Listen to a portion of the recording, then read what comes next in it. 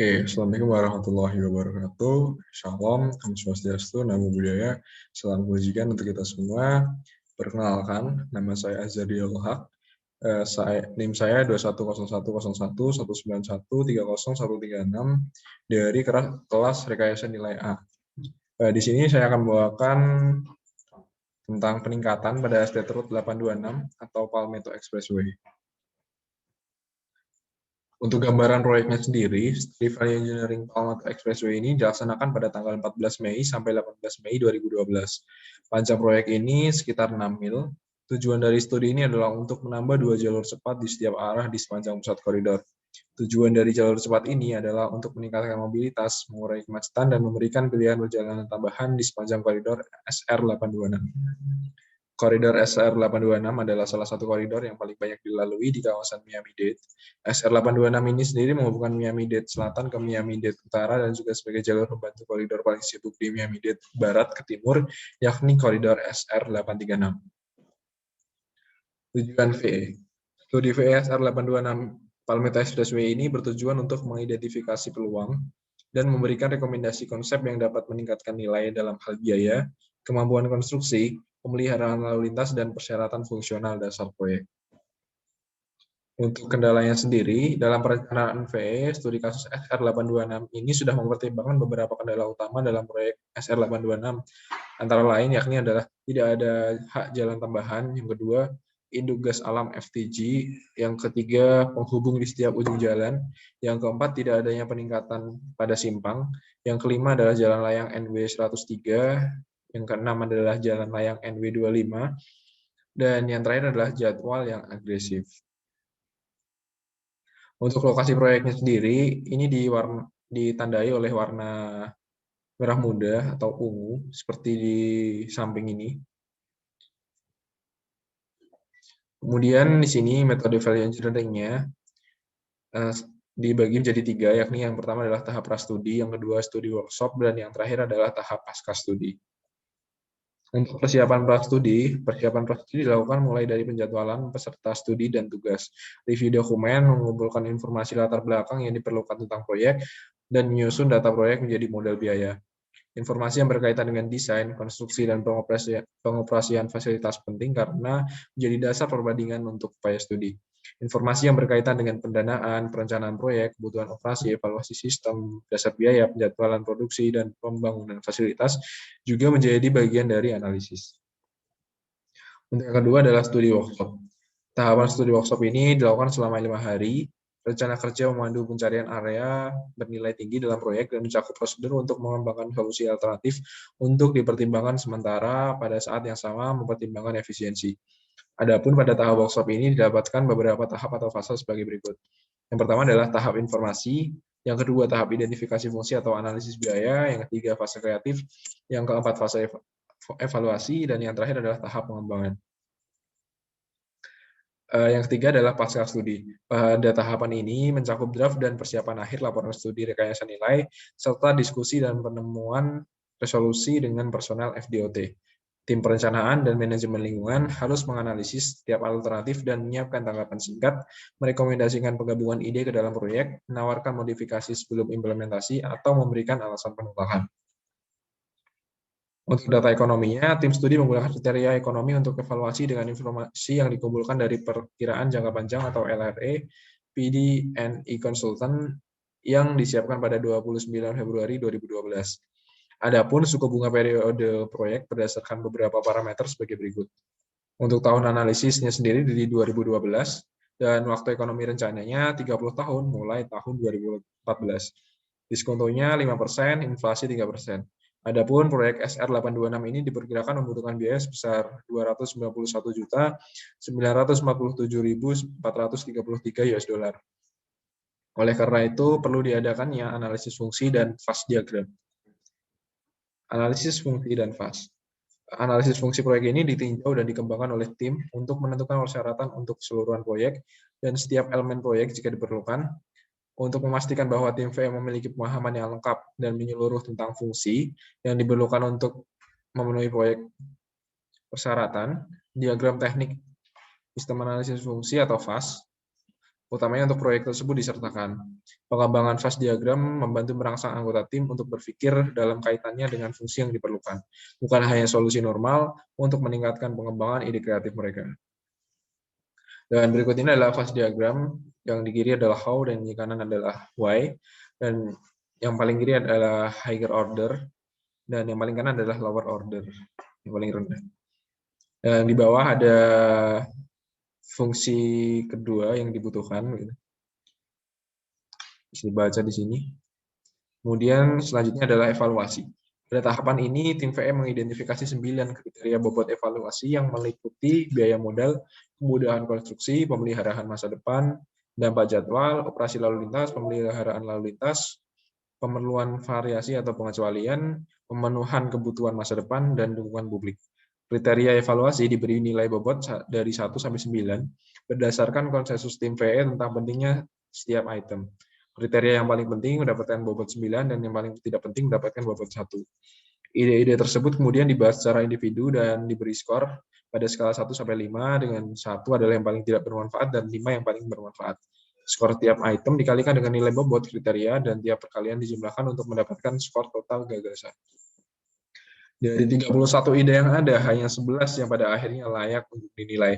Dari situ juga ditetapkan 9 saran desain.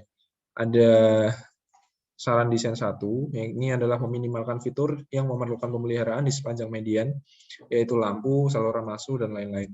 Kemudian ada saran desain 2, yakni menggunakan dinding miring dengan isian yang dapat dialirkan untuk memperlebar jalan raya.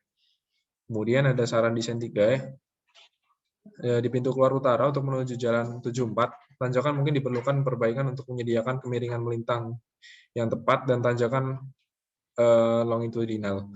Ini akan terjadi di semua jalur landai di mana pelebaran akan membutuhkan relokasi. Kemudian saran desain 4, yakni adalah meminta pengecualian bahu di NW36 arah utara untuk mempertahankan jembatan yang ada. Kemudian ada saran desain 5, yakni menentukan alternatif untuk mengganti saluran pembuangan dengan teknologi atau geometri yang lebih baik yang membutuhkan lebih sedikit perawatan. Kemudian ada saran desain 6, yakni mempertimbangkan stabilitas dinding penahan yang diusulkan di mana saluran Prancis yang ada berada di dekatnya. Misalnya sisi timur SR826 antara rel metro dan CSX RR. Kemudian ada saran desain 7, yakni mendekati pemilik properti pinch point untuk menentukan apakah mereka bersedia menjadi penjual untuk bisa diakuisisi awal. Kemudian ada saran desain 8, yakni mendapatkan potongan kecil RW di NW56 arah selatan Palmetto untuk menghilangkan titik jepit.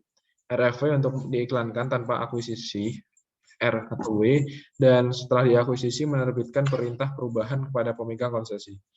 Kemudian yang terakhir adalah desain saran yang ke-9, yakni rancang ITS dan tanda gentris untuk bagian tipikal pamungkas yang tidak memerlukan variasi atau pengecualian desain apapun. Dan berikut bisa dilihat tentang ide-ide dan saran desain yang ada. Yang dipakai adalah yang tidak dicoret. Di sini ada banyak yang dicoret seperti ide ketiga, ide 7, ide 8, ide 9, ide 10, ide 11.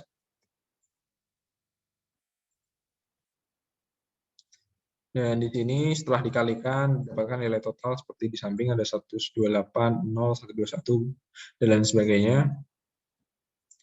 Kemudian ada di tahap rekomendasi. Setelah tahapan evaluasi dilaksanakan, hasil tersebut kemudian diolah menjadi rekomendasi yang dikembangkan untuk setiap area proyek. Rekomendasi ini termasuk perbandingan antara proposal tim VE dan konsep asli desainer. Setelah melalui proses yang panjang di awal, di tahap rekomendasi ini didapatkan 6 rekomendasi yang dapat diterapkan pada proyek SR826. Rekomendasi nomor 6, yakni mempertimbangkan 4+1 dengan bahu penuh pada jalur di setiap arah. Keuntungan yang pertama adalah biaya awal yang rendah, yang kedua pengimplementasian yang dapat dilakukan segera sebelum aktivitas pemegang izin konstruksi, yang ketiga dampak operasional yang lebih sedikit, yang keempat memberikan aliran pendapatan awal 4 bulan setelah pemberitahuan untuk dilanjutkan, yang kelima adalah mengurangi dampak pada area konstruksi simpang I-75, yang keenam memanfaatkan infrastruktur atau jalur yang ada dengan cara yang semula, yang ketujuh lebar bahu yang konsisten untuk manajemen insiden, dan yang ke-8 adalah memberikan tingkat pelayanan yang kira-kira sama dengan jalur I95 yang saat ini 51.000 ADT 4 jalur versus 22.000 ADT sekitar 2 jalur. Untuk rekomendasi nomor 6 ini memiliki kekurangan, yakni yang pertama adalah kemungkinan kekhawatiran atas lalu lintas yang bergerak lambat. Yang kedua, belum pernah diterapkan jalan satu arah di Florida. Dan yang ketiga, masalah pemeliharaan delineator. Kemudian rekomendasi nomor 6 ini potensi pendapatannya ada 5,36 juta US dollar. Ini adalah nilai minimum potensi pendapatannya. Kemudian selanjutnya ada rekomendasi nomor 13, yakni mensejajarkan kembali jalur utama menuju utara ke timur dari jalan NW36 ke NW58. Nah, di sini keuntungannya yang pertama adalah secara signifikan meningkatkan lebar bahu bagian dalam menjadi 12 kaki di kedua arah jalur lalu lintas.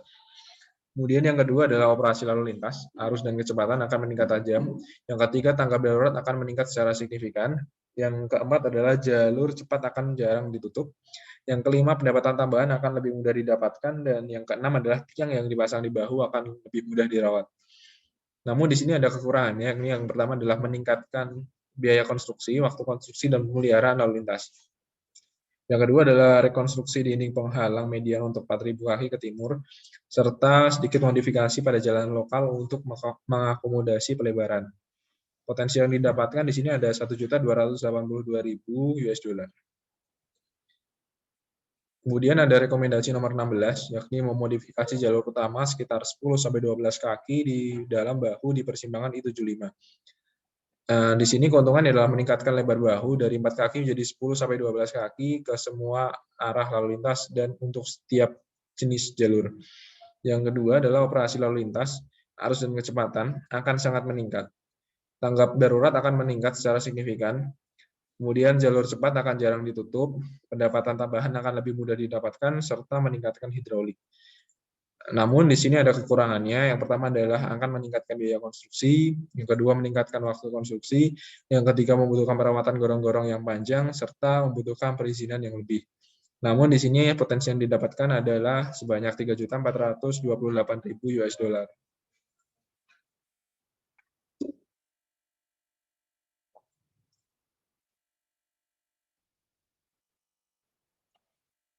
Yang kemudian ada rekomendasi nomor 19, yakni memperluas jalur selatan ke barat untuk menyediakan bahu dalam 12 kaki dengan menyelaraskan kembali jalan masuk ke RD Okeechobee atau membeli jalur kanan. Nah, di sini sendiri ada keuntungannya. Yang pertama, meningkatkan lebar bahu bagian dalam dari 4 kaki menjadi 12 kaki. Kemudian yang kedua adalah memungkinkan kendaraan penyandang difabel untuk memasuki bahu tanpa mengganggu operasi jalur yang ada. Namun di sini ada beberapa kekurangannya. Yang pertama adalah meningkatkan biaya, dan yang kedua adalah meningkatkan pemeliharaan lalu lintas selama konstruksi. Nah, di sini sendiri potensi nilai tambahnya adalah sebanyak 7.632.000 US dollar. Kemudian ada rekomendasi nomor 22, yakni membuat mahkota pada bagian 5 dan stripping 11 kaki, dan juga menghindari pengerjaan ulang, penggilingan, dan pelapisan ulang, serta memperluas jalur kelima menuju utara lebih jauh ke selatan. Nah, di sini keuntungannya adalah lebih sedikit biaya keseluruhan karena menghilangkan pengerjaan ulang. Yang kedua, yakni adalah mengatasi opini publik yang negatif berkaitan dengan konstruksi yang terlihat boros dan dampak lalu lintas tambahan. Namun di sini ada kekurangannya. Yang pertama adalah mengalihkan biaya pengerjaan ke proyek bagian 5, yang kedua adalah upaya desain ulang untuk bagian 5. Dan di sini sendiri potensi penghematan biayanya ada 940.000 US dollar. Kemudian ada rekomendasi nomor 23, yakni menambahkan variabel batas kecepatan ke jalur umum. Nah, di sini sendiri ada keuntungannya. Yang pertama adalah meningkatkan operasi dan pengelolaan aliran di jalur umum secara aktif. Yang kedua adalah meningkatkan throughput diantisipasi karena variasi kecepatan yang diperhalus. Ini yang ketiga adalah memberikan kecepatan yang lebih konsisten. Namun di sini ada kekurangannya, yakni adalah peningkatan biaya modal dan pemeliharaan berkelanjutan untuk tanda-tanda dinamis, konsep baru untuk wilayah atau penerimaan publik. Di sini sendiri potensi nilai tambahnya adalah antara 2 juta sampai 5 juta US dollar.